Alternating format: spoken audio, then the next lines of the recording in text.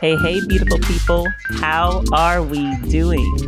I am Anitra in Lawson, storyteller, producer, educator, and content creator. He is Dr. Andre Evans. What's up, he's people? A pastor. He's an educator. He's a teacher. He's a preacher. He's a father. And he's the brother that I never wanted.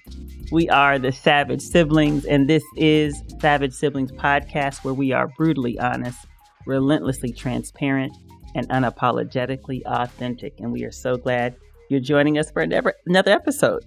Bro, what's up? How you doing? What's been going on? I'm doing well. Things have been going well.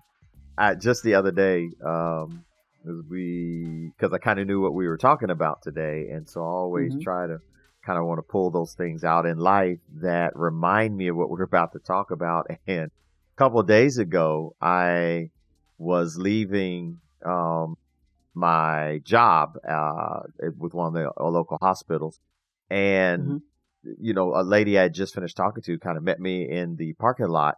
And normally I'd be like, I don't really like being met in the parking lot by patients. Like I'd rather you, right? Exactly. That's scary. Exactly. I don't want us to carry over anything we discussed in the parking lot. But she came up to me. She said, I just had to ask. She's like, is this the only thing you do? And I said immediately, yes, this is the only thing I do, because I don't need you to know what else I do, because I don't want you to show up anywhere else in my life. Right. And she goes, you really, I don't think you have your calling. You really should be a pastor. And I said to her, yeah, I don't think God can use me like that, but we'll see. We'll see if that's what God speaks. Because I didn't want her to show up at my church and be like, I just didn't want her to show up. So I the reason why I even bring that up is because I'm realizing that for many of us, I wonder if we recognize that who you really are shines through whether you want it to or not. Right? Good. Yeah. And so I flat out lied to this woman, and God, he'd be all right. I flat out lied to this woman. He gonna get you. So no, what you and I, our interaction, that's all I do. I ain't doing nothing else with you. Don't ask me nothing. But who I really am, it automatically shines through. And I wonder if people realize that who they existentially are shines louder than what comes out of their mouth if it's contradictory to what they want the world to see of them. And like I said, that's something that really came out as I was thinking about this particular episode. And it's powerful. Yeah. I wonder if people really recognize that, who you are, you can't hide from. And a lot of people, I think, try to hide from who they actually are. So that kind of happened this week, and that it just really reminded me of what it is that we're going to be dealing with and talking about today. So that was just interesting to me. But how about you? That lady is going to be at the pearly gates, and she's going to transform into an angel. Yeah. And she's going to say, remember me? Remember me? See how you see God sent me. And you were supposed to say, yes, I'm a pastor, come to my church. And you blocked me. You didn't feed me. You didn't help me. I sure didn't. I sent her to another church of a pastor I knew personally. I can't wait for him to call me. It'd be like she needs some extra help, right? That's hilarious. Out here handing out referrals. Right. That's hilarious. But no, I've been good. I think it seems like every time I think about my weekend reflection, it's always these one-word responses. Like that old grandpa, the old uncle that's always, you say one word, you ask him a question, it's always a one-word response. Like, can we go, to the beach? Sharks.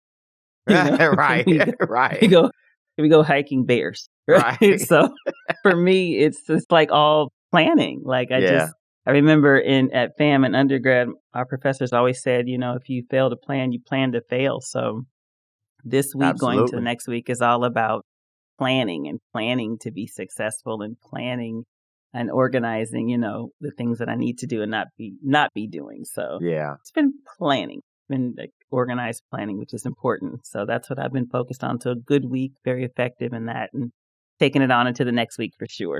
So with that, let's talk about this sound off. Sound off segment. Sound off. Time for the sound off. And today or in this particular episode, what we're really looking at is understanding your story. Being able to accept your story versus the narratives that you create, not just for others to hear, but sometimes we create these narratives to help us get through our own life. So we're looking at understanding stories. So the title of this episode is Who Told You? And when we started talking about this episode, it kind of went back to Genesis when Adam and Eve, they ate of the forbidden fruit and all of a sudden realized they were naked and then put on clothes. Now, what's crazy about that is, we got this physical image, right? But I want you to think about that. They realized they were naked, but it wasn't just a physical nakedness that they realized.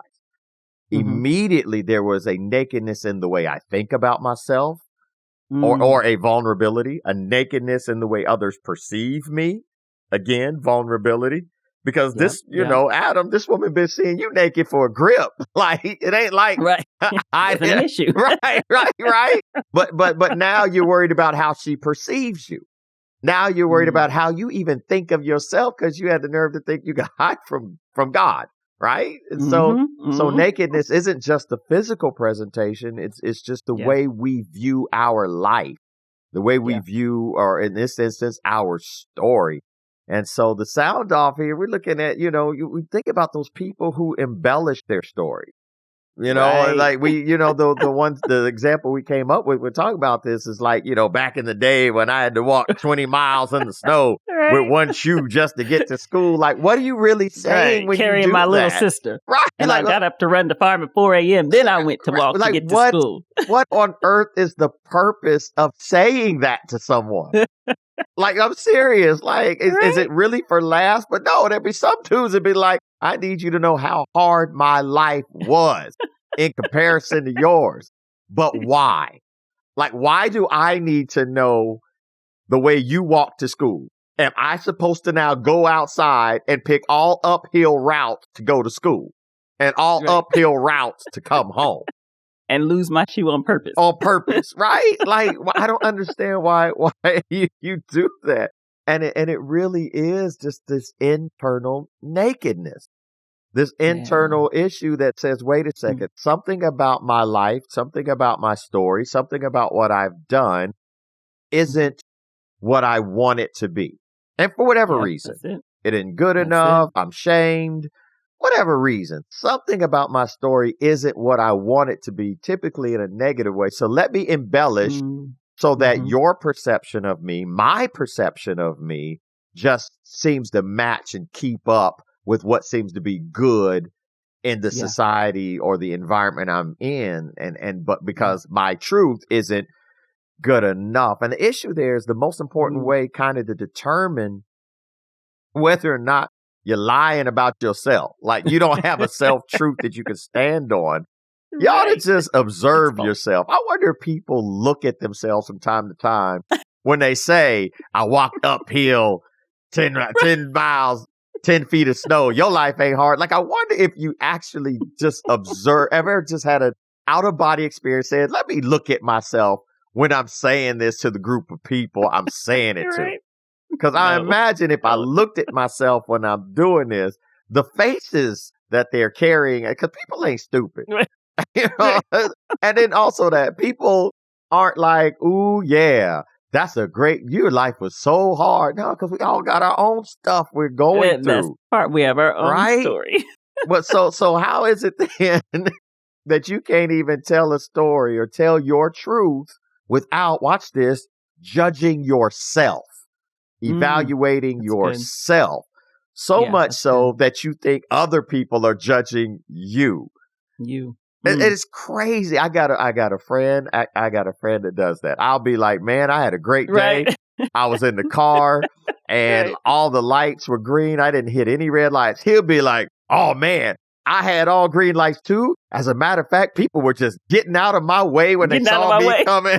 What? Really? It stopped raining. Really? Right. The rainbow came out. Right. The birds were flying alongside and of me. I heard a voice from heaven saying, this is my child in whom I'm well pleased. Really? Right.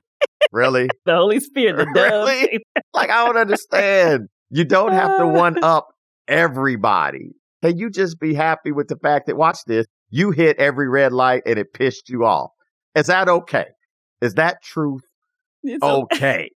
You know what I mean? So, you know what it reminds me of? What's that? It reminds me of that phrase. I think it's from Mark Twain wrote, never let truth get in the way of a good story, something like that. There's a really good quote. It's like, never let truth get in the way of a good story. And you already tapped on it, but it's the bottom line, Dre, is whatever narrative we've created or the one we're telling, the bottom line is it's better in our mind, right? It is, yeah. So that becomes the label.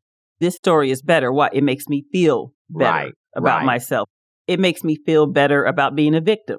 It makes me feel better about my circumstances. It makes me feel better about this guilt and this shame that I seem to not want to let go of, right? Absolutely. There's always this notion of this truth is going to cut off the goodness or the betterness of the story, the narrative that I want to tell, that I want to believe. And for me, the sibling perspective that really reigns true when we were breaking this down is, I think every young sibling in particular looks at their older sibling as like, superheroes. Like they have superpowers. Absolutely. They are, it's impossible for them to ever, do wrong. That notion of if you cut me, they don't bleed, right? My brother does not bleed when you cut him. And I think when it comes to the narratives that we create, when you're in a situation where you have an older brother, an older sister, who, as you're young, you believe they are completely infallible, that they are just, again, superhuman, there's always that moment when you realize, oh, you're human like me. Right. Like you, no. So the good story, the good narrative I created about my brother, that actually is not true. And I remember, I don't know if you remember this, but back in Kansas, Dad got us all the family and membership to like Wichita State's workout thing, and they had I do remember that Leach trail, and there was like a trail nearby or something that was connected to the membership. And me, you, and Mom had gone out to just enjoy the day, and you, in your show off fashion, had run ahead and was running down the trail, being the show off. I do remember that. To be. And Mom and I were sauntering. That's just natural. Was that it? It just came to you. And you see the narratives we create, people? You see the narratives we create? But Mom and I were, we're just walking behind him. And out of nowhere, I saw my brother leap 6 feet in the air and shriek like a little schoolgirl. Snake. And I would... and I said, what in the open heaven is happening right now? Not the open heaven. The open heaven. And then he comes, running back to us yelling, Snake, Mom. And Mom was like, okay. And I don't even think you stopped running. I think you kept running past us, kind of like, Dad, they got Nikki. They got Mom. I told them. I think you just kept right on going. It's just me and you now, Dad. It's just me and you. Left us there. It was like in true fashion for my Walking Dead fans. It was a Negan moment when Negan sees a tiger, and Negan, as bad as he is, that tiger jumped. He said, "Oh, it's a tiger." Right. He got back like, "Wait a minute, like this is beyond my control." And I remember laughing at my brother, but also realizing, oh no, he was really afraid. Oh no, he's really scared, right? So we create these narratives, and I realized, if that snake had bit him, he probably would have gone down. And I think it was a rattlesnake. I don't remember. Yeah. We ended up trying to figure it out and walk away. No, it was a rattlesnake. That's the only way I heard it. No, see? Yeah. All I heard was you shriek like a schoolgirl, and I saw you jump 6 feet in the air. And I did laugh, right? Thank God you weren't. So here's the thing. Here's the thing. Every superhero has a war cry. That was not a shriek. That was a war cry. And here's the thing. That was Ibambe. Right, exactly. That's what that was. That's exactly what that was. Ah! That's what that was. That's what that was. And see, me running past you is giving you direction. I thought y'all were black folk. Black folk don't stop and look. They run. They run. So we did that little kind of skip thing that you do that kind of see, slow. You're not quite decided if you're going to run yet. You see, that's kind the of problem. look a little bit. That's the problem. I came in full Wakanda response. Y'all came with Wichita response. Little We nosy. did. We were like, what is happening? Right. Right. But I remember thinking, wow, no, that was real. Like that could have been a real bad situation. Yeah. And I was laughing at first. And Mom was like, your brother could have really been hurt. And I was like, oh, Yeah. he gets hurt? Oh. Yeah. He has blood? Right. Oh, really? Yeah. And I think that speaks to what we're talking about for this episode is we all in so many different fashions, forms, create narratives, right, wrong, or indifferent. Yeah. And there's definitely, and we'll talk about this more as we continue, but there's definitely power to storytelling, Yeah, absolutely. Storytelling is such a great way that we connect. Storytellers are keepers of history. Yeah. Historically, you had your West African griots, and that's how they, passed history down. So Sure. the importance and the footprint of storytelling in our life is critical. Absolutely. But it's so interesting that we have to constantly ask that question, as you already set up. Who told you that story? Yeah. Did you Yeah. tell yourself that? Did someone else, drop that seed? Yeah. So that's what we're going to be unpacking. You want to jump in there? So, and see, here's the thing. It's different when we're telling a story for the big screen, right? Versus just being honest about your story because it has a different implication. No, people aren't going to buy movie tickets to hear your story yet. One day they might. But at this point, sometimes just telling your story realizes that you have an audience of one who's going to benefit from your history, going to benefit from the lessons you've learned. But we spend kind of so much time kind of desperately wanting to separate our behavior from our identity that will embellish our story. Our truth isn't what we want everyone to see because it gives a true identity. But we want kind of me, yelling from the snake. That doesn't mean I wanted you to see me afraid. It meant I'm in that moment. Yeah, I'm very human. And there's something up front that could kill me and therefore kill y'all. Yeah. So I'm saying snake and I'm running, right? I'm not standing there like, will this kill me? No. So the shriek, which is probably not what I wanted to do, didn't identify what I did want to do, which is send a warning. And so a lot of times, that's death is coming. Right. That's what we end up doing when we tell our story. We want to hide the shriek because that's the real emotion. And then want to tell the big fish story. Like, there's a Leviathan up there. It almost got me. But because of my super speed and my evasive and my sonar right, the Leviathan didn't kill me. Now, since y'all are not as super speed as I am and evasive I am, just run with me. Neglect the shriek you heard. Neglect the shriek you heard. Because that shriek isn't telling my story.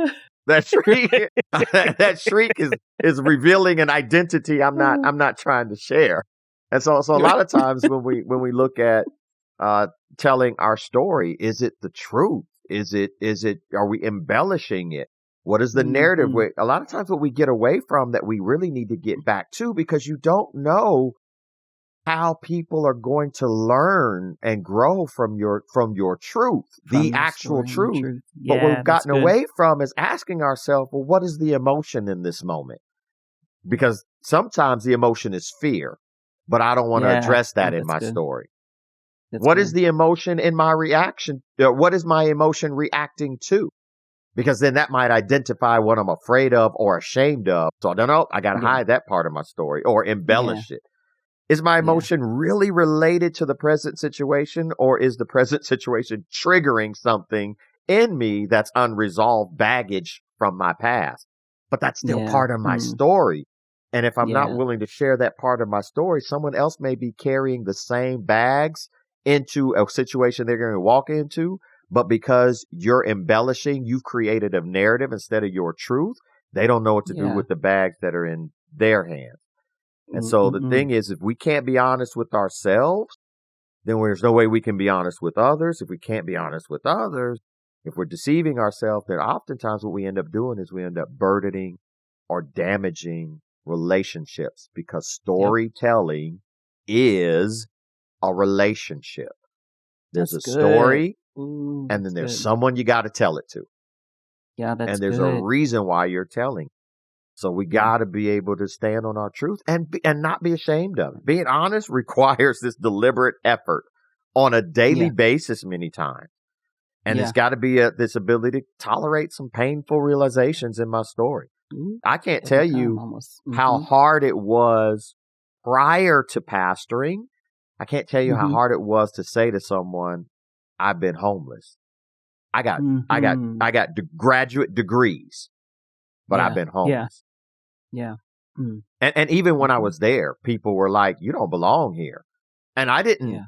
say I didn't belong here. I succumbed to everything that came with that environment, but they still saw something that Yeah. was true about me. And it wasn't until I started pastoring where I realized that my truth relates and connects me to people that are trying to get out of a struggle. Yeah. And so I had to be able to say, oh no, I have suffered from divorce. I have Mhm. been homeless. Oh no, no, Mhm. no. I have lived in impoverished situations and environments. Oh no, no, no. I have failed in school before.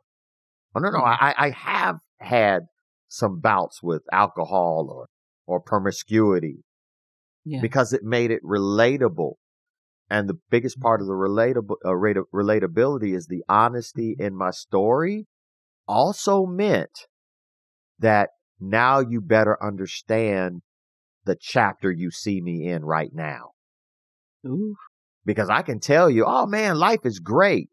But you don't understand what great means till I tell you the chapters where life was hell.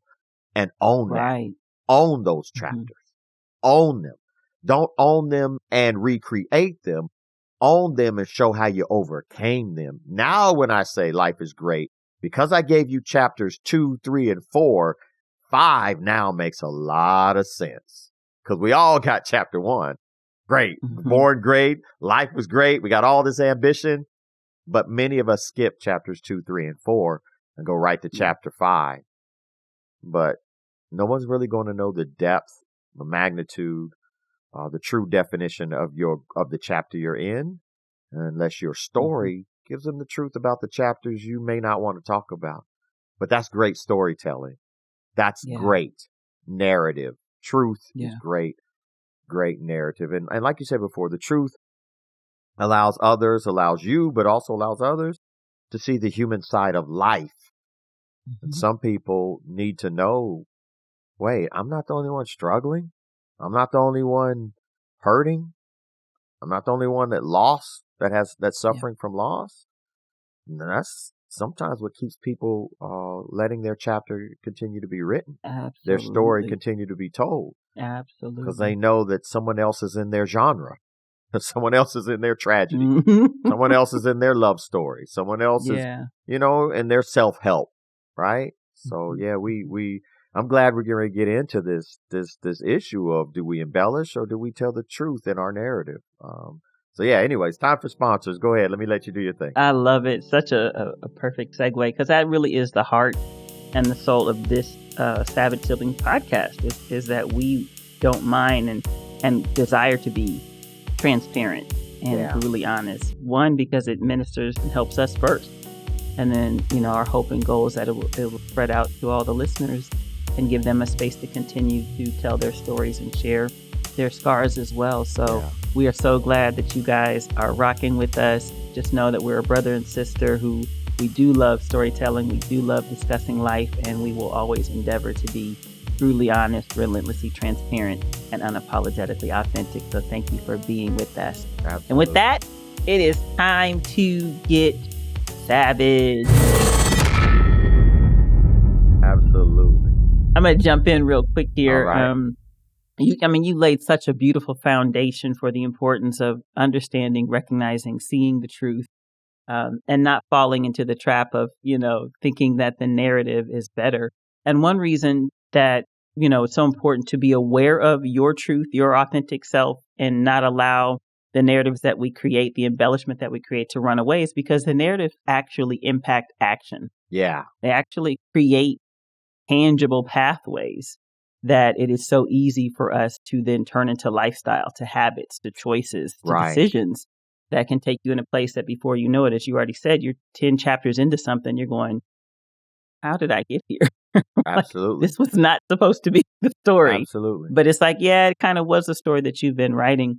One of the examples that always hits me when I think about narrative perspectives and kind of what's in our head or in our emotional space versus kind of what's there is I actively wrote our dad out of my journey, throughout the elementary, middle school, and kind of high school years, and really didn't even understand how that happened. Yeah. And so I was thinking about this. I started processing kind of, what's the narrative Anitra has versus what was happening. Well, so, our dad moved away to Phoenix, Arizona for I think 3 or 4 years while both you and I were young. I think I was in late elementary. You were like in middle school. You were going into middle school. I was going into high school. Into high school. There we go. And so by the time he came back, you were finishing high school. There we go. That's correct. So, I was in my senior year when he came back.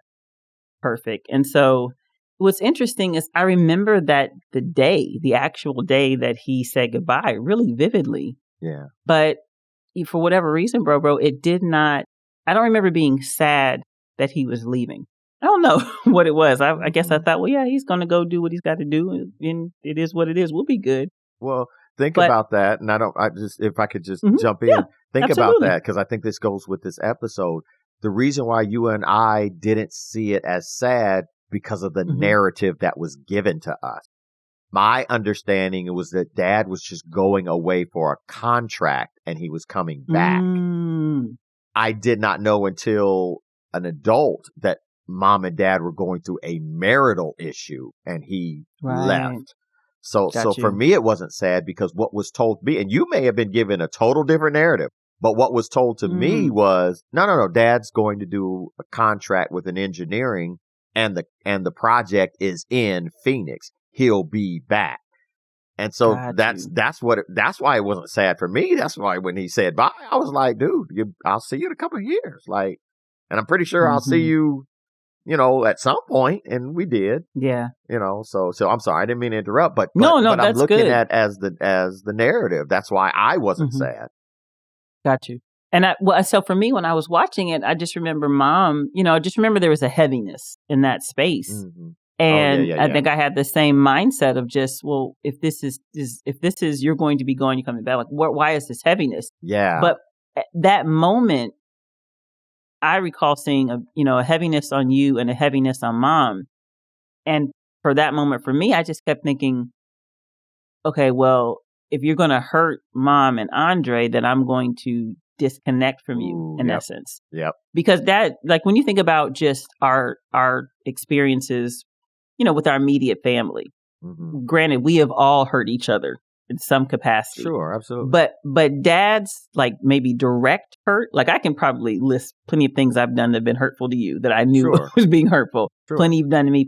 Plenty I've done to Mom. Plenty you've done to Mom. Yeah. When it comes to Dad actually hurting me, there's not many. There's maybe one hand where he yelled, never yelled at me. Right. Never anything that some people have those experiences with their dad. But this moment, I counted it towards, no, you're not hurting Anitra, but you are hurting Andre and Mom. Yeah, yeah. And I don't necessarily understand why you're hurting them. Right. But you're doing it. Right. And so I remember that moment being destructive. Yeah. Okay. And I couldn't tell you why. Okay. For me, it was, you're hurting my brother and you're hurting my mom. I get that. Yeah. And there's a sadness that's happening. Yeah. And so then we go through these 4 years. And bro, for me, I don't know how those 4 years were for you, but for me, they were like the best ever. Because it was this time where we had more people up. Because, we didn't invite a lot of people to the house because Dad didn't like a lot of people to the house. Right. I always laugh at now. Let somebody show up to my house unannounced. I'll be on fire. Right. Who are you? What are you doing here? Right. So I'm much more like him now. But then I was like, man, our house is not like everybody else's. Nobody comes over and very few people. We got to stay downstairs in the basement or stay in our, I had all this narrative in my head about that experience. And so when Dad was not there, Mom worked a lot. So we did a lot of, activities with the community, with the church. Yeah. So our house shifted as it naturally would where more people were there. So that 3 to 4 year, time span for me was like, this is cool. Like people come over. We have nights where all the neighborhood spends the night, which would never happen if Dad were here, right? We go out and go. I was going to call it the name we called it, but the knocking and you run. I'm not going to call it what you call it. But y'all know was it ding dong ditches? I don't know, something. Yeah, well, there's other more appropriate names. Politically correct way. So, but we did all these things just because I think for our mom, her thing was, I can't fill the void of your dad not being here, but I can try to just make sure you guys have community. Sure. You have church family. Sure. You have fun experiences. So I was excited. So when Mom comes and says, well, your dad's going to be coming home, I was like, wait a minute. Oh, yeah.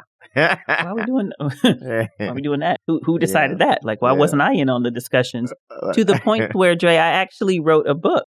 Okay. I actually wrote a little short children's story, and I entitled, and I don't know what was in the pages, probably something foolish, but the title of it was Daddy Come Home with a question mark. Oh, wow. At the end.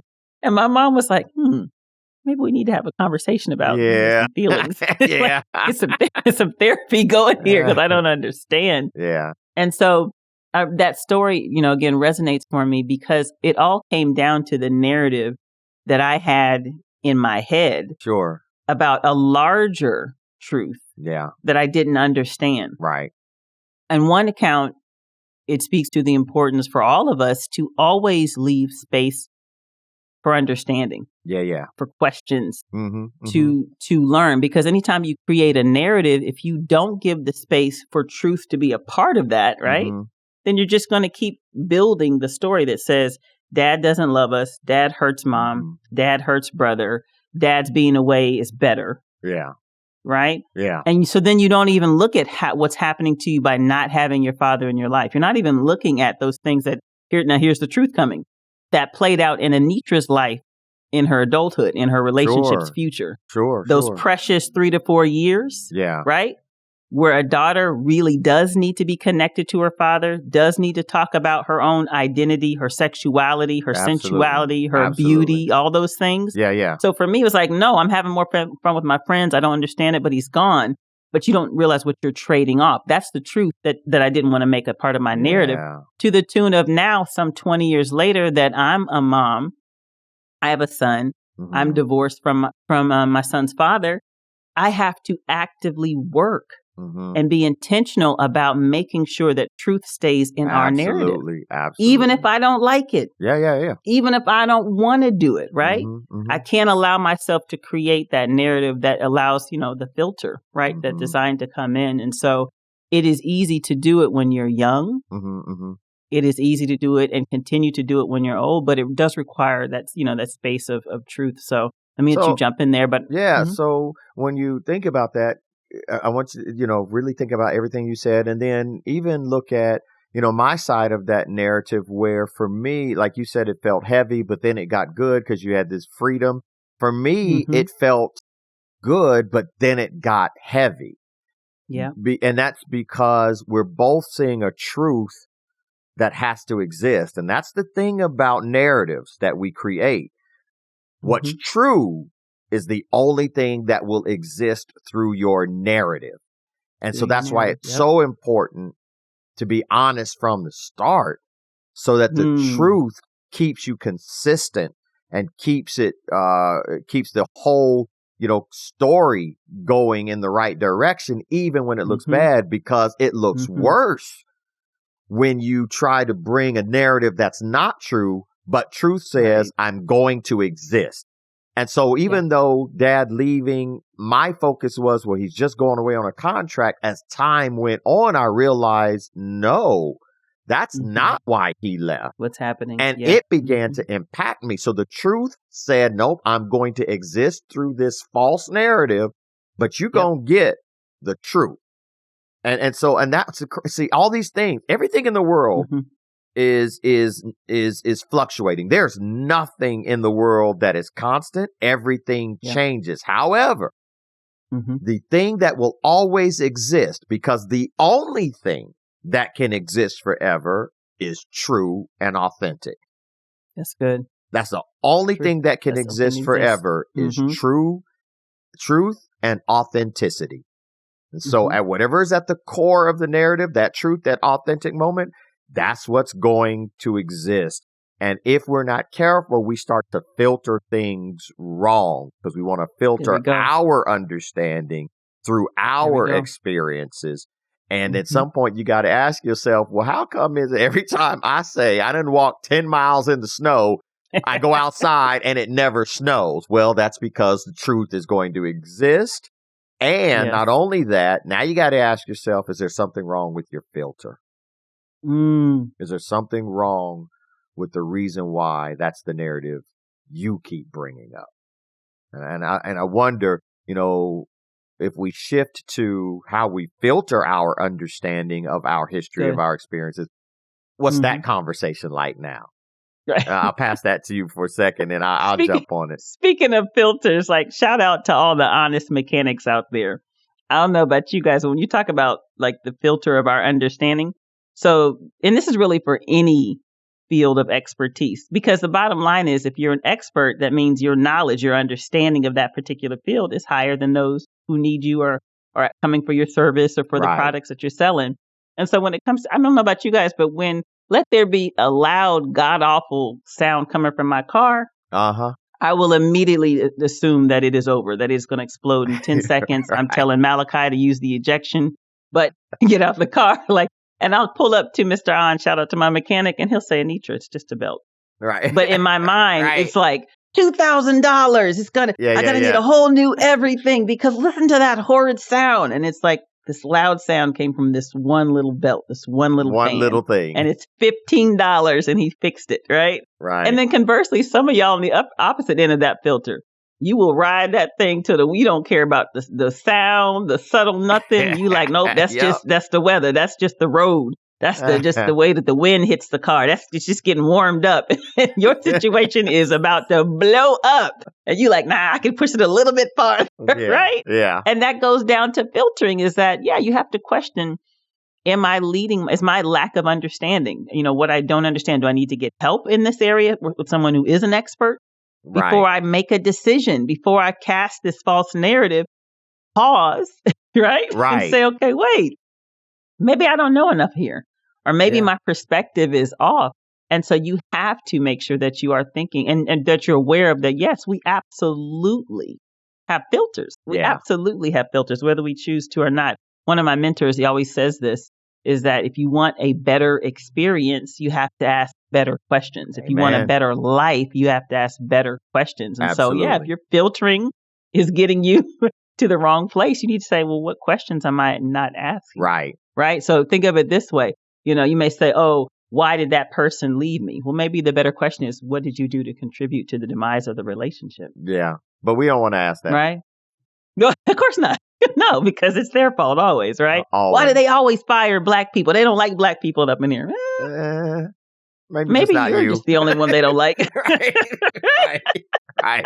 You're the one that's had 3 jobs in the last year. Maybe that's what we need to ask about, right? So we create these filters that go back to the narrative that makes us feel comfortable. That makes us feel safe, So I'll kick it back to you. Yeah. So and see, it's that word safe, but is it really safe holding on to parts of your story that are true, but you're trying to act like they're not? There's this sermon I preach, but I just want to talk about one of the illustrations. It's such a dope illustration here. But we're a church plant. And so I sometimes have to pick up stuff from the storage. And I preached about this one time. I had to pick up stuff from the storage. And so one of the things I had to pick up from the storage was this big old heavy soundboard, and I put it in the front seat, right? So the first time I picked up storage, I put it in the front seat, packed up the FJ. We got in the FJ. Well, not we. There was just me, room in there for me. I got in there. I turned on the car, put it in drive, and I started going. And then that god-awful beeping noise went, and I said, oh, I got to put on my seatbelt. So I put on my seatbelt, then I drive. 10 seconds later, that god-awful beeping noise comes again. So I stop and I'm like, is there something wrong with my seatbelt? So I unclick it, I click it back in, I go. God awful noise beeping starts again. What I found out or what I realized is that my car thought that there was something of human value in the passenger seat. And So because good. that seat belt wasn't clicked, the alarms were going off. Now, see, when I look at what's in my passenger seat, I don't see human value. I just see stuff that's weighing Right. down the seat that's That's so causing good. an alarm.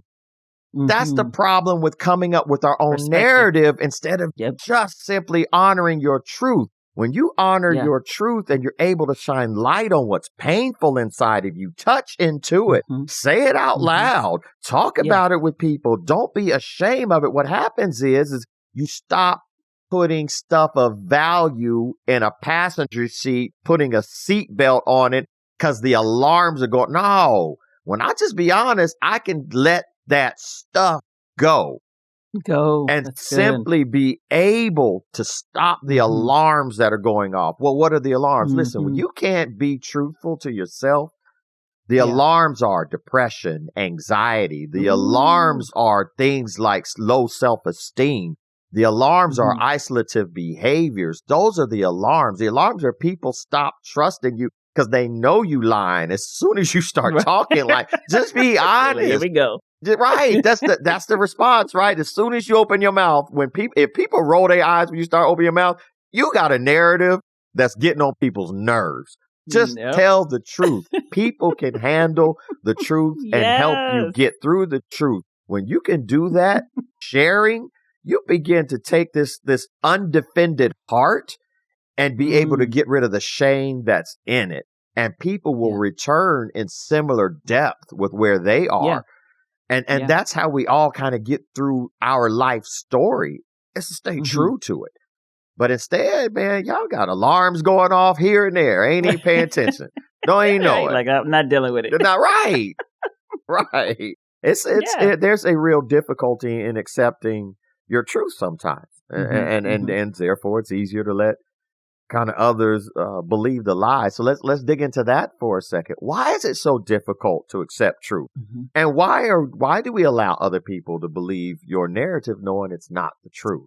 Yeah. And it, like you said, it goes back to, in our minds, the lie, is better than the truth. I mean, you could easily shout out, Black Panther, preserving the lie for that entire narrative. But I'll give a more personal example.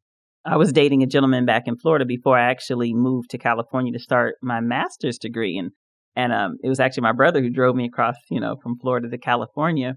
And he got to meet this young man who, at that time, college, I can't say puppy love, but still very much like in love. This is going to be amazing, blah, blah, blah. My brother got to meet him. So we relocate to California, or I do. And Dre brings me out here. And shortly after I get to California, I'm talking to the boyfriend at the time, and we're making a decision to no longer, be together. Right. And his reasoning was, long distance relationships don't work. Mm-hmm. They never work. And I remember going, Now, here's the thing. My narrative, my perspective had no experience, no understanding of long distance, anything. So for me, it was like, And of course, the person I called was my brother. And it was so profound the way that you just kind of helped me and guided me. And I said, well, bro, so-and-so, he's saying that we can't make this work. He's in Florida, I'm in Cali. And he said that long distance relationships don't work. And it was so crystal clear. You said to me, well, that's not true. You said they work if both people believe that the distance is temporary. Come on. And I thought, boom, perspective. Right. Boom, filter. Right. And here's the thing that's so important, because like Andre, you said that storytelling is relational. Like this is a two-way thing that's happening. And it wasn't that young man was wrong, but what his story was, his truth was, I don't believe that this distance is temporary. Right. I'm not going to put in the effort, or I don't see in the future a desire for me to make plans to figure out a way for this distance to be temporary. Right. And so it doesn't matter if Anitra on the opposite end was like, no. That's it. Temporary. Mm-hmm. I'm going to get my degree. I'm out here in film school. You're there doing your thing. And then we'll see what comes. Exactly. But those two truths, and that's where when he says the difficulty of accepting the truth. Well, here's the bottom line. I wasn't ready to let the relationship go. Mm-hmm. And he was. Right. And he had good proof to back his reasoning. Right. But once I understood through my brother's wisdom, he doesn't see the distance as temporary, then it helped me understand that doesn't take away from you, Anitra. That just means you have to choose people That's it. that value being with you no matter where you are. Yeah. He's just not one of them. That's it. And so here's what's so interesting about filters, lenses, perspectives, and pursuing truth in the midst of that. Mm-hmm. It then helped me establish a standard that says whoever I'm with, because I know I'm called to tell stories. I know I'm called to probably travel. Mm-hmm. You know, this is what I'm saying then and even now, to travel. It has to be someone that understands that no matter what the distance, Anitra's mine. She's mine. And we're going to always get back together. But it also helped me to then set a standard. This is what was so interesting, because as soon as, my brother gave me that advice, I said, okay, I understand. And so then I'm going to need us to probably not talk for a while. Mm-hmm. And he was like, wait, what? I was just, I miss you. I want to call and check in on you. Yeah, that's what you say. But at the end of the day, my truth is, because I have to allow my heart time to heal. Yeah. It's best for me if we kind of create additional space emotionally. Sure, absolutely. So that I can become a friend that you hope, that will become since this thing. And so that didn't make sense to him, but it was a truth that also said you got to preserve you. And it's hard to accept that. There's going to be things in life that will say, well, it's easier to believe the lie. And in that instance, the lie would have been, yes, keep having those late night conversations with him. Yes, keep taking his text messages. Yes, continue that, because even though he's told you his truth is, I can't do this distance, he's also willing to take whatever you're willing to give. And that's the lie that I'm not going to believe. Yep. And I had to quickly put my foot down. But that came through that perspective. So don't let the difficulty of accepting truth ever keep you from moving forward to really making sure that you're telling your authentic story. In that case, I was able to move on and find love in a different space. Absolutely. See, the crazy thing is it's easy to say, but how do you know what accepting truth really is? Because what I have found is accepting my truth sometimes involves context that I have no control over. And that's kind of what you just described, right? So he's saying his truth, which is he does not see this as a temporary thing. Y'all gonna always. So what I've got to do in a situation like that, and it could be on a job, it could be with a relationship, whatever it is, something external is saying, I don't see things the way you see it. Well, if I'm going to accept my truth in this, part of accepting my truth is, well, wait a second. I've got to accept the fact that this person, this situation no longer needs me, wants me, values me. And that's still part of my truth. Because then what I've got to do is look within myself. And when you're honest with yourself, this is what happens. You start to accept your weaknesses and your flaws. Because here's the thing. If a woman says that to me, Andre, long distance don't work, I have to accept that. And I have to also understand that my weakness in this moment is that, you know what? I'm not the type. My weakness here in this moment is I'm not the type to help secure your insecurity. Like, that's just not me. I could never date. I can't date a woman that has a enormous amount of insecurity.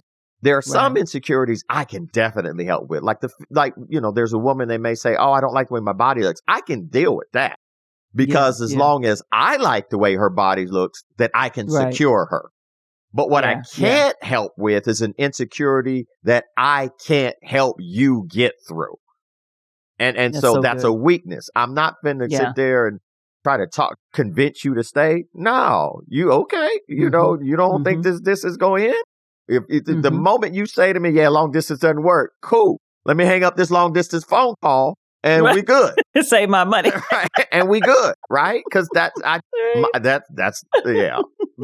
So accepting, being honest with yourself, accepting your truth allows you also to accept where you're weak and where you have flaws. And you oftentimes, and see, that's the beautiful thing about your story. You don't know your next chapter. You might not know what all of your weaknesses and flaws are, but when the truth hits you, accept it right then and there and say, ooh, take it. I didn't know that about me. That's a strength or that's a weakness, but it's a truth. Regardless, it's a truth. And the sooner you know your weaknesses and your flaws, your strengths and your talents, now you're more capable of knowing what you can and cannot do. And with that level of self-knowledge, all of a sudden, watch this, what you perceive as the judgment of someone else becomes less important. And that's why we embellish in the first place. Right. I want because of that judgment. Because of that judgment. But the sooner, listen, the moment I stopped really, because I am guilty as a teenager, as a young adult, of embellishing my truth because I didn't want people to judge me in the wrong. But at some point in life, I was like, you know what? Why do I care if they got a problem? I'm done caring about that. So now I'll flood you with the stuff I expect you not to like. Because if I can get you out of my life soon, let me do it right. Let me do it straight way. Let me do it right now. Straight way. Right now. Let me just go and tell you, listen, I ain't got no money. I've been homeless. I'm divorced. Then I'm going to pause and look at you. And that's your cue to exit my life. Take that. I'll be like, if you stay, understand this is what you're coming from. This is the foundation of our existence right here. This is where I'm building from. His story. This is where I'm building from. So, with me, you ain't getting Dom Perignon, you getting Ripple. With me, we ain't going to 5-star hotels unless you paying. With me, if I'm paying, Super 8. It all looks the same when you close your eyes and go to sleep. Listen, that's what you get. Because people have exited my life simply because I said I'm divorced. I've been homeless. I don't make 6 figures. And you know how thankful I am that they did leave my life. Best thing I never had. Listen, because you said something that's key. God. People will give you their truth. And if you don't honor it as your truth and decide what you want to do, but you stick around knowing your weakness is exposed, people will take from you what you give them, knowing that they're going to leave you as soon as they got all they can get out of you. As soon as they get all they, oof, good Lord. So accept your truth. Let people find their exit. Do one of them things they do in the cockpit. Their exits to your left and your right. It may not be in front of you. Turn your around and take the exit in the back behind you. Don't take another step towards me. This first class. You stay back there, exit out of coach. Because listen, behind the curtain, it's raw and real up in here. Up in here. Oh, I love it. I love it. It makes me think of when my freshman year at FAMU, coming from, Wichita, Kansas, when I realized I was now this little fish in a big pond, but in Kansas, I was a big fish in a small pond. And there were my first semester, my first audition was for a really great one-woman show. And I had actually performed it in competition, be clear here, in Kansas. Okay. So my thought was coming from Kansas competition to Florida. I was like, oh, this is a shoe-in. When I tell you, I was not cast. I was not an understudy. I was not nothing. And the first narrative was, oh, they tripping. They don't respect me. They playing favorites and all these things. And after I stopped and looked at it, I said, no, you need to grind a little bit more. Yeah. You have more work you can do as an actress. You need to learn some things. You think you came in here and everything that, you were doing in that different environment naturally translates. And so the truth of it was that, no, I needed to dig in. I needed to be better. There were things that I needed to work on. There was a skill set and a level of excellence that was not the same standard coming out of high school or Wichita, Kansas. I was on a bigger stage, a bigger platform, much more talented and gifted people. And it pushed me into grind mode. It pushed me into work mode. And that's a good thing, And so sometimes the importance of accepting your story also will lead you to the grind that's going to lead to the best ending. Absolutely. That's going to lead to the better ending. And a lot of times when you're looking at that, it's going to point out some deficiencies. It's going to point out some challenges. It's going to point out some things that you might have to fight through to get to that better ending. Yeah. I saw this really great episode of, there's an HBO documentary show. It's produced by like LeBron James and his team called The Shop. I think Andrew Carter might be the other producer. And I don't watch it a lot, but I did catch an episode that Jay-Z was in. Okay. And he told this amazing story that speaks to, again, being your authentic self and finding your, accepting your story for who you are. And this is Jay-Z, just when it comes to greatness in the rap game and hip hop and business. He definitely is easily top 5 for most people. Sure. So you guys should watch the episode. But he talked about his first time going on tour with DMX. Okay. And it's the funniest story. I'll keep it short, but you guys got to go watch it. But he said, he had known DMX for years. It's the first time they had toured on the Hard Knock Life tour. And he said, so you had Method Man, I think Redman was there, amazing lineup. Yeah. DMX went before Jay-Z. He performed before him. And he said the first night, he said, I wanted to see kind of, it's DMX, see what X is going to do. And he said, it's this huge arena. The lights are down and they start dropping the first song and the people are going crazy. And he said, and X gets the mic and goes, he said he growls like he would do, right? And the whole crowd went, they went crazy, right? He said that X hits the stage and he said he's got some Alizé and something looks like he's drinking blood, right? So he's going across drinking blood and they like, let's go. And he's doing this thing. He said then he took his shirt off. He said, so first the guys were hyped, the arena's crazy. Then he take his shirt off. The girls are going crazy. They're like, yeah, let's go. And he said he's got the chain. He said then he gets through all of that, and at the end he said then he does a prayer. Yep. That's it. He said he got DMX the whole does. crowd crying now. He said he went from the hype arena, the girls are crazy, now he's praying. Yep. And he said, I got to do this. And then they're like, you can go next now. Now, this is Jay-Z, right? Yeah, so you talk about a lesson in your authentic story. And he said for him, he decided in that moment, he said, because they dropped the track, it's a hard knock life. And he was like, this is not going to work. Right. And he said for him, the truth was he always believed his giftedness as a rapper. He said, I know I'm a better rapper than that. And he said, so he moved his whole set to a cappella or big, large parts of it. Because he says, I know I can shine in this capacity. And that's what it is sometimes you're going to see the deficiencies, the frustrations, the things around you that make you want to create a narrative that says, I can't do this. Right. I can't survive here. Right. I can't compete. I can't do it. It's not for me. And you have to stop and say, but what can I do? Yeah. And for Jay-Z to have the transparency to say, where is my space in this? Yeah. Because I am here. Right. There's a reason I'm on this lineup, right? Right. And he found his way of doing it his way. Absolutely. In spite of all the other things that are around us. And so that's the thing is if you don't push through the deficiencies, the struggles, you'll never get to your great ending. No. You'll never really know what greatness comes out of that great struggle, right? And I think most people want to avoid that when telling their stories, avoid the suffering.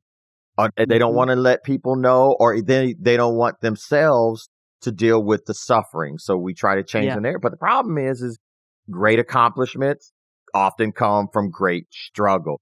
And that struggle is the suffering. And that suffering is actually what it's doing is it's calling us to deepen our commitment to our truth and being real with ourselves and being real with each other. Because here's the thing, it's our personality that makes us who we are, not the things we've been through.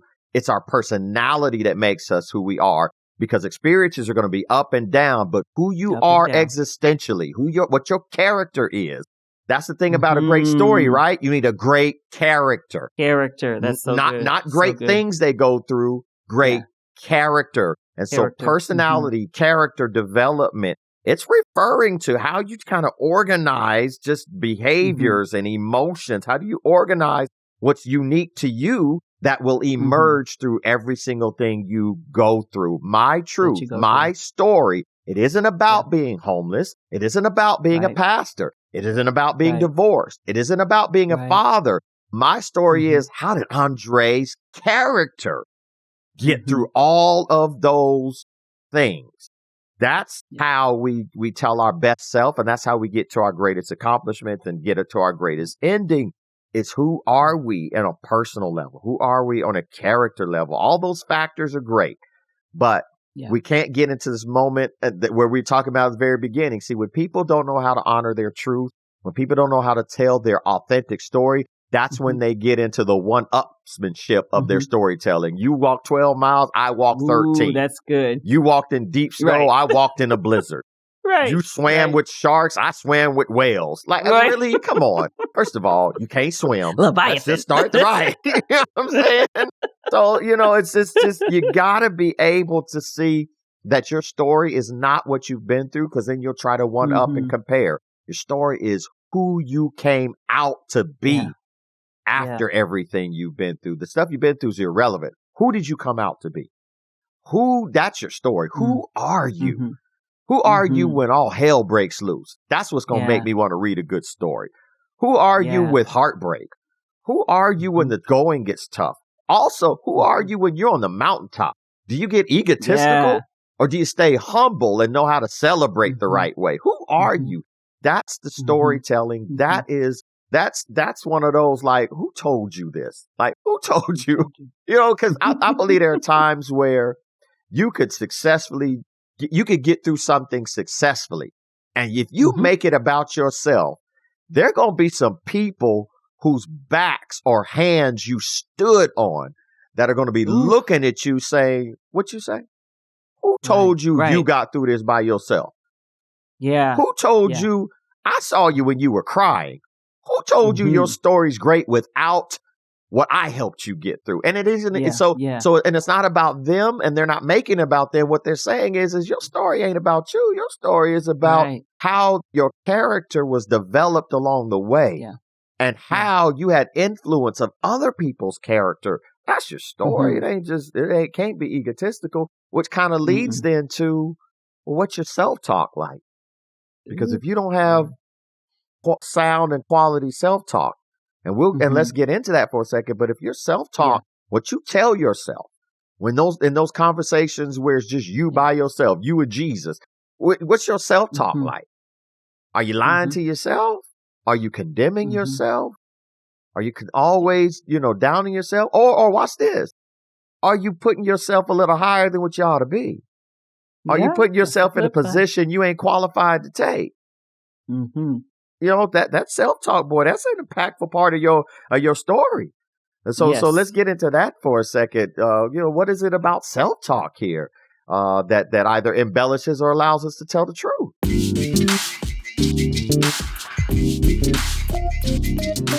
It's so important to pay attention to it and to practice, positive, healthy self-talk. Even if we can define it and we understand it and we can say, everyone talks about it.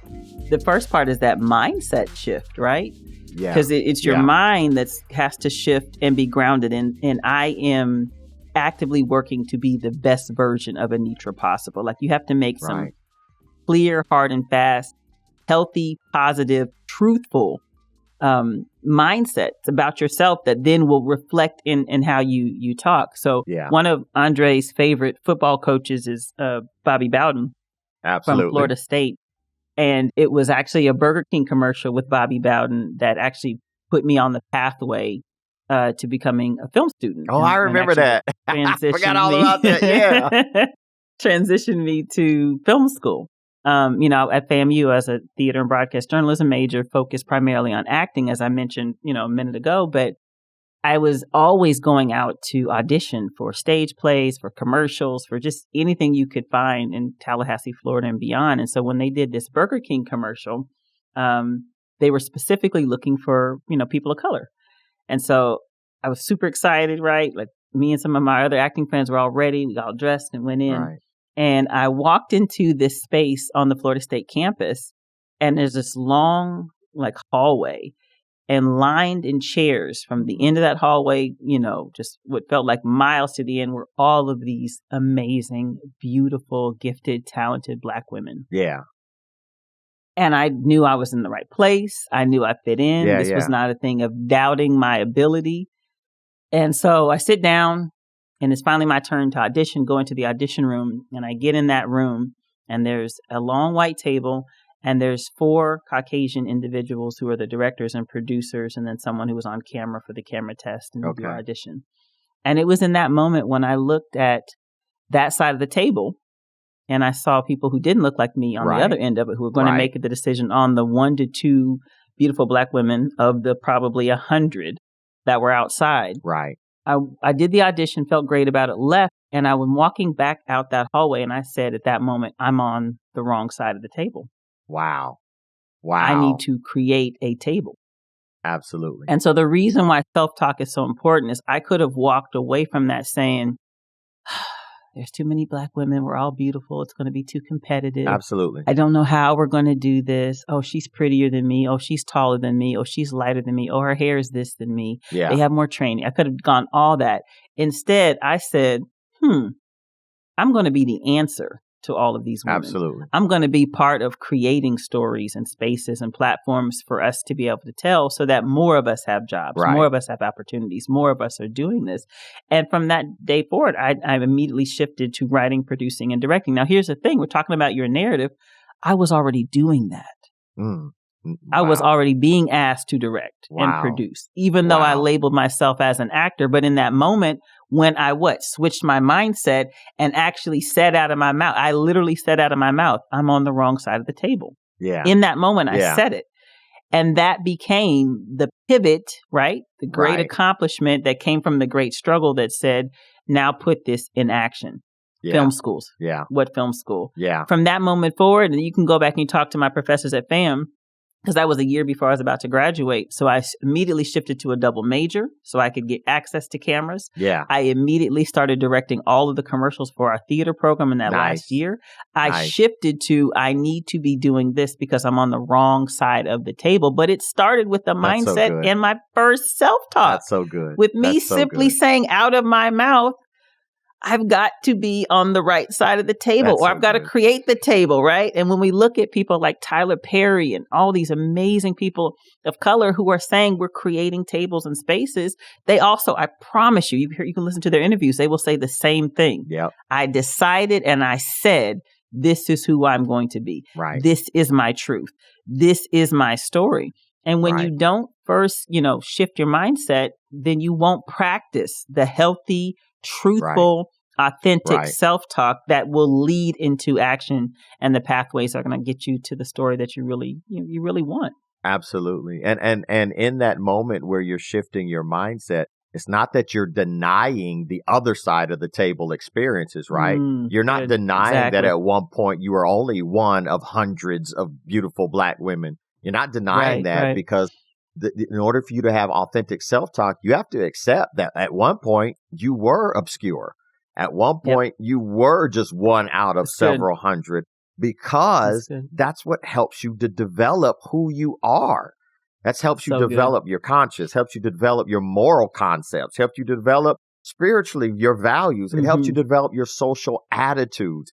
That self-talk cannot deny all parts of your story, but it is so necessary to move on to the greatest ending that your story is going to have. So if nothing else, you got to be able to master your self-talk, because you do have a story to tell, and it doesn't need to be embellished. It doesn't need to be a creative narrative. And but now though, let's look at just kind of this counterpoint here. Do you need to tell everybody your story? Does everybody need to know your story? Yeah, I think there's a space where we always say we're ashamed or we're embarrassed, and we don't necessarily, want people to see, I'll use this, I don't want them to see our scars, but I'll take it to scripture. I always wondered, why did, Christ leave the scars in place? Yeah. When he could have come back in any form. Absolutely. And instead he came back with the pierced side, with the hands, because he wants to tell his true, authentic story. And he understands that story really are inspiration. Like I shared the Jay-Z story. We share stories all the time on this podcast because we're inspired by them. By the authenticity. We're encouraged by them. Yeah. We're motivated by them. And so if I take on the mindset that says everybody doesn't need to know my story, then two things happen. One, I rob myself of the opportunity to share something that can encourage and motivate, inspire someone else. But two, then you spend more time really starting to curtail what you should be living, right? Absolutely. Because when I spend time, concerned about what parts of my story do I hide, what parts do I explain, what parts do I embellish, what parts do I remove, then you're not just living it. Yeah. You're not just walking it out. It goes back again to scripture too, where, Christ says, wilt thou be made whole? And he's like, well, ain't nobody here to put me in the pool. And he starts focusing on everything else rather than, no, I didn't ask you who doesn't put you in the pool. I didn't ask you what happened last week. I didn't ask you what you had for lunch. I said, do you want to be made whole? Right. Like, that's the question. That's the focus. And when you focus on your story, then you're able to focus on the truth that's right there and be able to, step into it and live it. And that's really the goal. Right. Is live the fullness of your story. Absolutely. If you feel like you're explaining it, then you're not living it, right? That's it. That's that bottom line. Your story has a purpose to it. And living it tells your story. You're not, a true authentic story, being honest and true to yourself, and therefore being true to just kind of who you are. Then you're not looking at doing anything for vainglory. Instead, and you're not looking for just to be heard so people can kind of look at your ego. No, instead, you're realizing that your story is going to be a blessing, or it's going to help someone, or it's going to open someone's mind. And so, just not necessarily having to justify, because I feel like we sometimes get into that, and we shouldn't. We should just live out our story and be mindful that my story isn't perfect. Life for me ain't been no crystal stair. That's okay. It's absolutely okay. Because nobody's walking a crystal stair that cares about your story. Everybody's walking on broken stairs, and all kinds of stairs that need to be rebuilt and replaced. And so we got to be able to just live your truth, and your story will tell itself. And that really is the bottom line to all this. Who told you? Just live. Who told you you were naked? God said live. Just live. God said live. You know what I mean? Like be fruitful. Your nakedness wasn't a problem before you ate the fruit. Right? Like, you would walk around here, with your birthday suit on, not a care in the world. And now all like of a sudden, children, right? And children just be like, yes, I'm now free. All of a sudden, you all worried about judgment. How she gonna pursue? She been seeing you this whole time. Now you putting on a loincloth so she can't see you. Like, she don't have no memory. Like, she don't already know. Right? You know what I'm saying? She don't see the jiggly bits. See, that's right. That's what we do. When we're telling other people our story, we put in a loincloth, and they be like, wait a minute. Right. I've see seen that jiggle. Right. I've seen all your privates already. You up here putting a loincloth on your shame. I seen your shame. Putting a loincloth on your lowest moment in life. I was there with you. Why you lying? When it happened. Right. Yep. So, just live out your truth. Your truth. That is so good. Absolutely. So I guess we're ready for the quick shot. You want to kick off the quick shot? Yeah, normally on my quick shot, I'm looking for a funny tweet or amusing tweet, but this one kind of stuck a little bit. So it's not a haha one. It's just and I've got to try to make sure I read it with the way that it needs to be read. Sure. So it's a tweet, and again, what we're talking about is telling your story authentically, right? Because of what it would do for you. So this tweet read, asking yourself, am I being honest with myself? Is self-care. I want you to hear that. Yes. Right? We are self-destructive when we're not honest with ourselves. So every now and then you just need to ask yourself, am I being honest with myself? Because that is self-care. And I'm going to tell you, we are definitely in a season in humanity where we really are learning what it means to have self-care. And part of self-care is being honest with yourself, accepting your truth. Life gets so much easier. You get less self-destructive. You get less self-sabotaging. You have more authentic and deepened relationships when you're just honest with yourself and walk out your true story. Things just get better for you when you can do that. And that's a way of self-care. So that's my quick shot. I love it. And that is so important. It drops. We have to post that one. Yeah. So for me, for the quick shot, I was in the spirit of, ways that we embellish and exaggerate our circumstances. So okay. I have a couple of quick lines that you've probably heard people use in different spaces, be it at work, be it at home, that are purely exaggerated. So I'm going to give you the line, and then I want you to say, but the reality is, or the truth is, and then you can fill in the blank. Oh, Lord. Okay. So this is like, I'll give you the exaggeration, and we know it's an exaggeration, but the truth is, and then you can fill in that. Okay. So let's try this first one. Here we go. So I am not going to spend another 1,000 hours on this project. The truth is what? You ain't barely spending 5 minutes on it. I know that one. Don't we always do that? Yeah. 'Cause the reality is that we really just don't want to do it. Right. So we always have to say, I've already spent so much time doing it. It's like, you ain't really spent no, because you'd be finished. If you really had spent that much time, you'd be finished, right? All right, let's try this again. Another one, rather. Is he late again? That's like the 100th time. The reality is. Oh, that's a tough one. Because that could go. My reality is mind your business. Okay, there you go. If you watch it when he's late, what you doing? Or if he's late, are you late with him? Yeah, 100th time. You don't know. Yeah, I'd have to go. See, I would go to, but the reality is you okay with it? Because if he's been late that many times and you're still making plans, what you complaining for? You know? Because if I really got a problem with someone being late, they got one time to be late with me. One time. Right. One time. One time. So that's just it. It's not the 100th time. It's the 100th time you've allowed it to happen. Exactly. No, that's just when he shows up. Like, that's the reality. Right. All right, let's try another one. I love this one.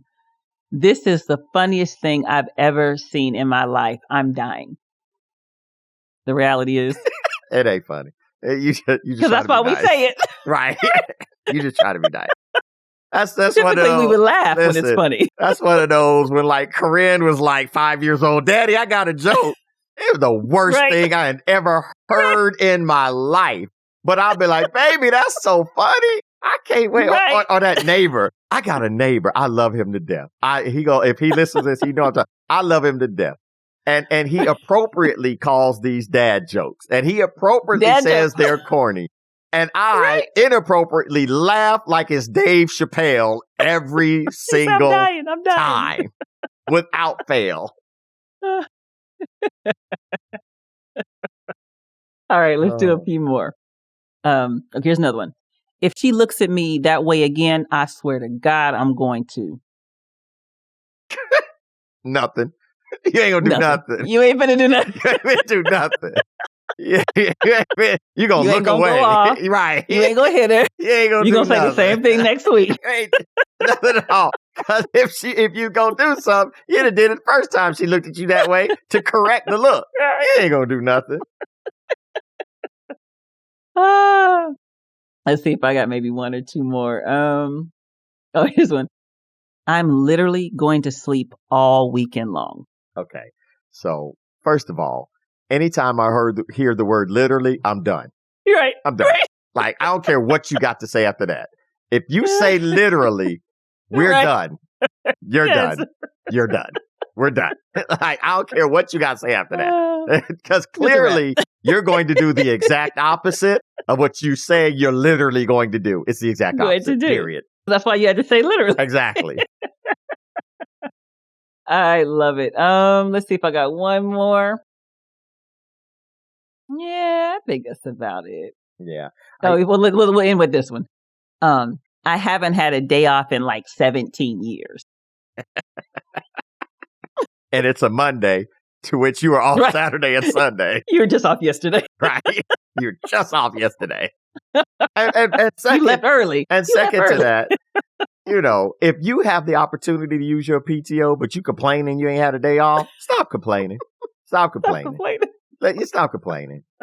Because I'm going to tell you what, if I'm in HR, I'll be like, I'll give you 365 days off in a row. It's actually going to be called fired, but. Right.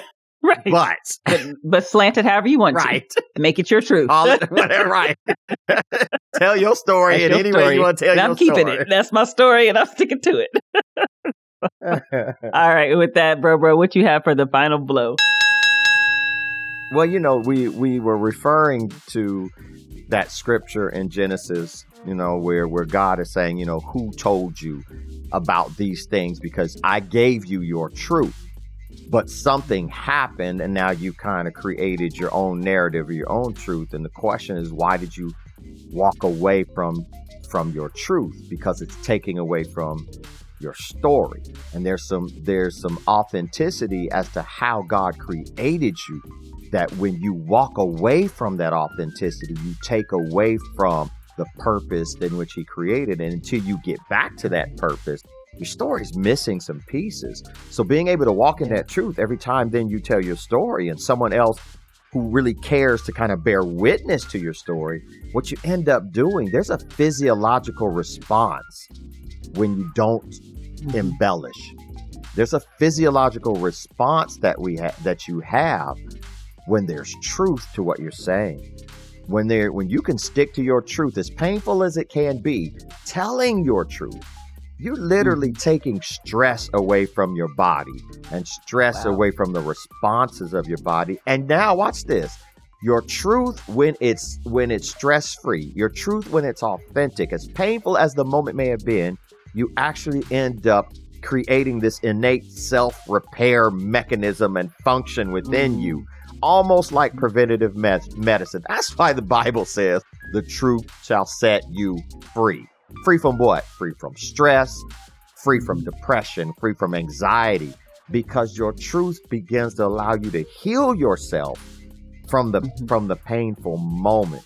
It relaxes who you are authentically so that you can move on to your greatest self. So stand on your truth. Tell your true and authentic story. It is cathartic. It is healing. It is freeing. It leads to your best self. And that's my final blow for this episode. I love it. So great. We thank you guys so much for joining us. As always, it's always so much fun. And remember, Savage Sibling Podcast, we are always endeavoring to be brutally honest, relentlessly transparent, and unapologetically authentic. Please leave us your comments and your thoughts on all of our platforms. Share your stories, maybe where you put a little extra sauce. Yeah. And some extra tidbits. Yeah. Anything that you have, we all have those examples. Please share those with us. Perhaps you have a strategy for overcoming negative narratives that you've created, or just an additional perspective on the entire discussion. We want to hear from you. Absolutely. Okay, so definitely leave something in the comments. Shout out to Dwayne McClendon, post-production supervisor, sound editor. Shout out to Ronnie Maxwell of Maxwell Music supervisor and producer. Huge thanks to Gene and Dolores Evans. We love you to the moon and back. And again, the parentals. We love you to the moon and back. And again, shout out to our listeners. Thanks for tuning in. We will see you next time. Remember, don't go through life alone. See you soon. See ya.